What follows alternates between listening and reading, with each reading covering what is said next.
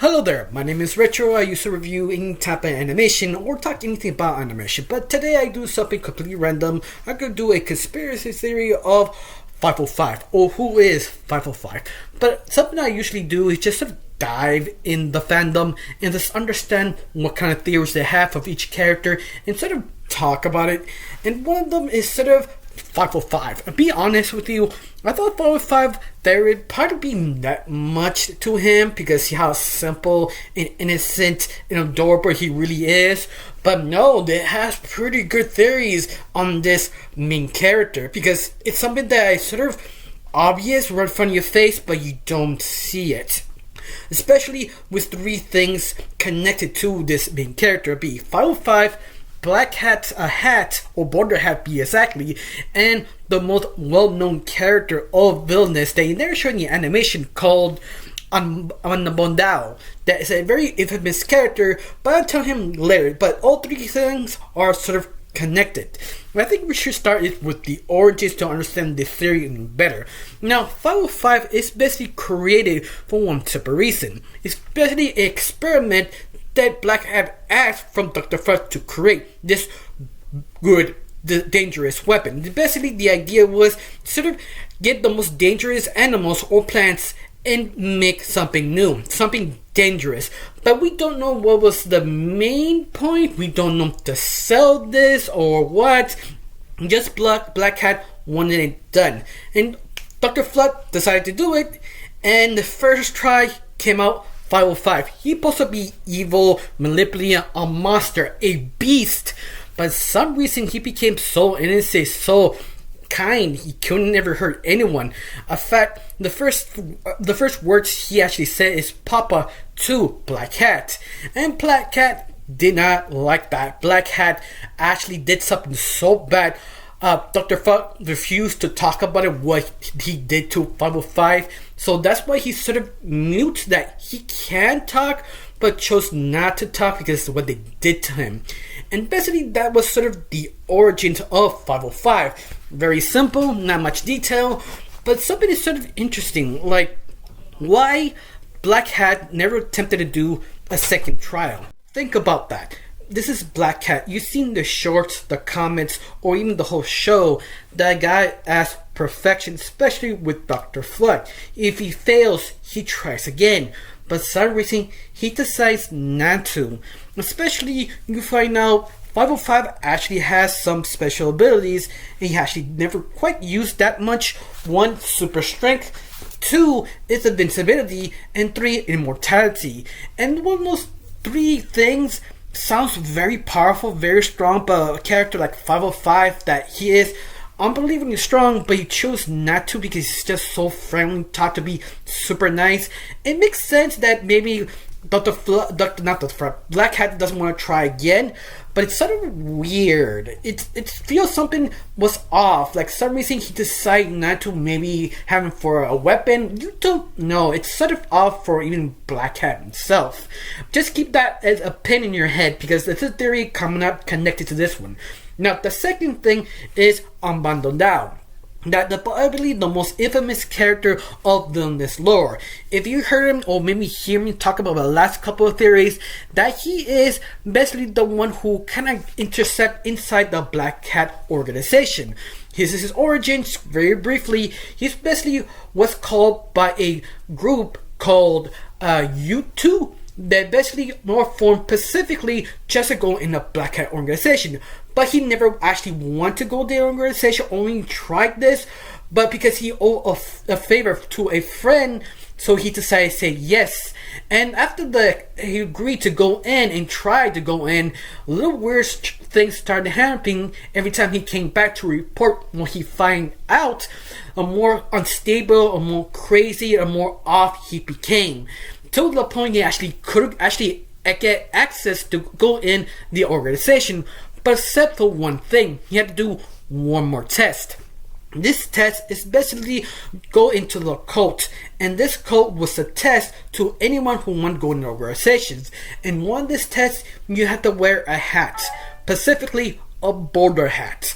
And this border hat, if you accept it, you'll get granted power and infinite knowledge from Black Cats. But the only problem is a trade-off. You go mad and crazy and excessive with Black Cat. But the only problem is he actually did succeed to inside the organization, but he disappeared. No one knows what happened to him. And that is basically what happened to Nadal. That you don't know what happened, but he actually gets so much information. His sacrifice made it worth it, if you think that's okay. But anyway, that makes another question to this character. Why did he say yes to his friend? What type of favor? Or better yet, maybe his friend did a trap to him to bring him into the organization because Black Cat wanted him. That's a theory, but that's sort of interesting. Now, put another pin onto that one, not to Black Hat, but especially his boulder hat. And the reason why I say boulder hat, because there are some theories connected to all three of them with this boulder hat. And basically, is what is Black Hat. That, if you know his origins, he came out of space and lived all through time on Earth. But every time you see him or see the photo of him, the different time period, the man sort of changes. I don't mean clothes, he's just himself. He doesn't look the same. Of course, you can say, well, that's normal. People change over time, right? Yes, that's true. But he's sort of off, always trying not to show his true face. Always different sizes, different things. But once more, you can counter that, well, he's Black Cat, he can shapeshift to anything. I mean, it kind of makes sense. But once more, Black Cat always stays one shape. There is thin, strong, tall man.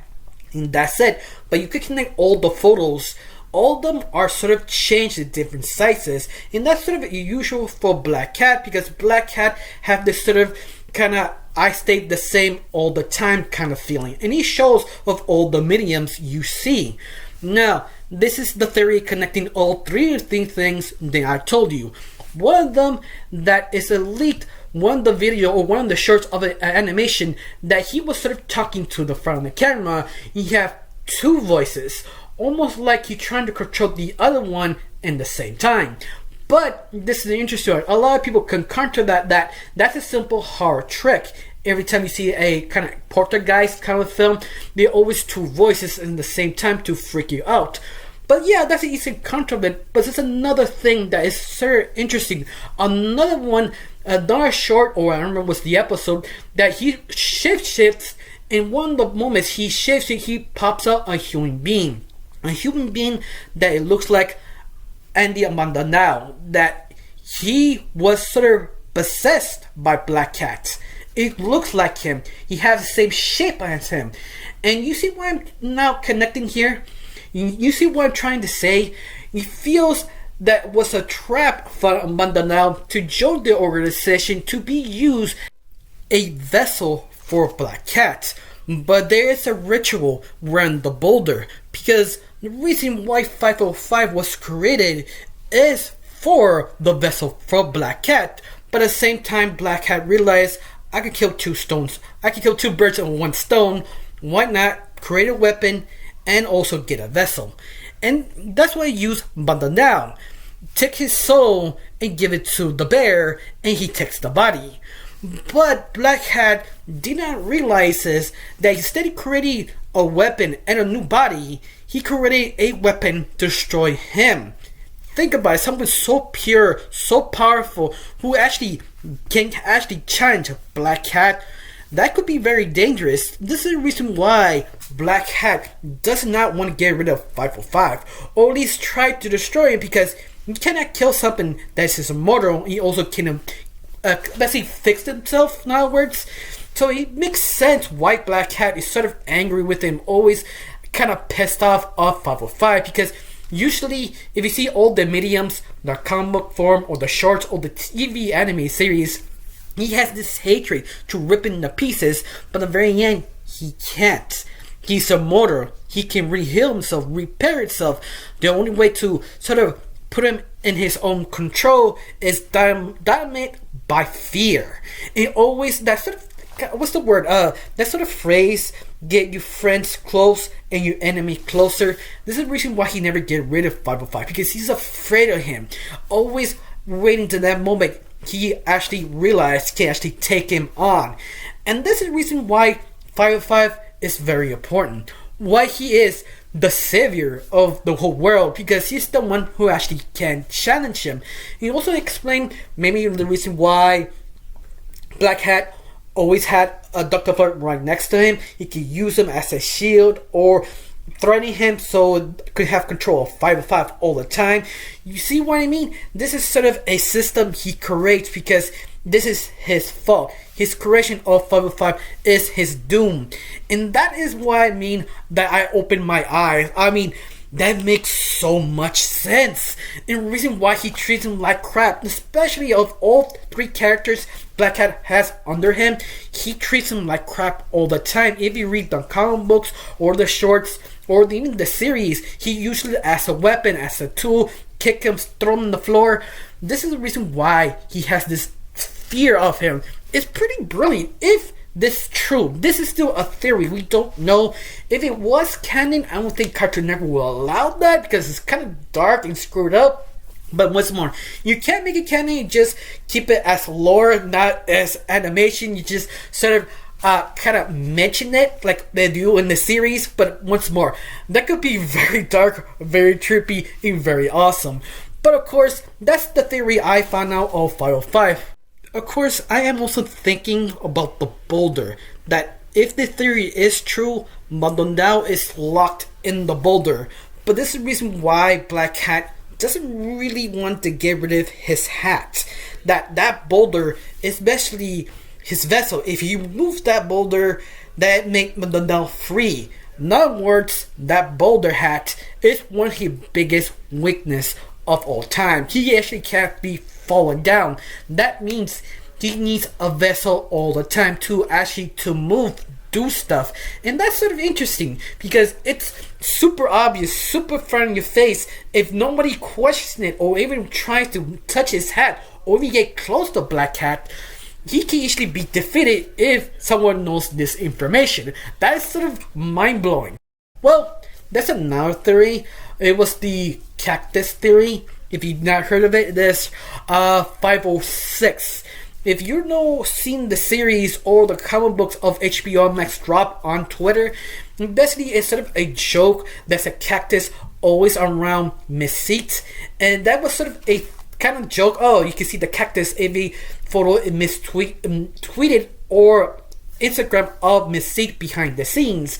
But nobody really talked about it. It was sort of a joke till the show make it canon that he is a brother of 505. But once more, we don't know if that's a joke or this is real or that is a thing.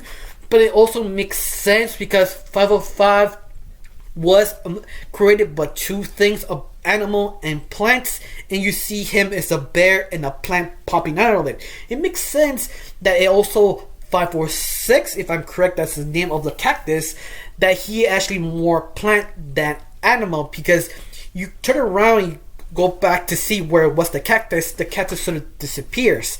That, once more, that sounds to me possible, but once more, there'd be something completely outrageous and dumb, and I hope it's true, because it could be the most funniest thing ever. But other than that, that's all the theories I actually found, just two. But I have to admit, the first theory was pretty good. Come on. Other than that, I really got nothing else to say. Just one question. Do you like this theory? You think the theory could be better, or you have your own theories? Comment down below. Let me know. I really got nothing else to say. Just thanks for watching. Don't forget to subscribe, and have a wonderful day. Bye.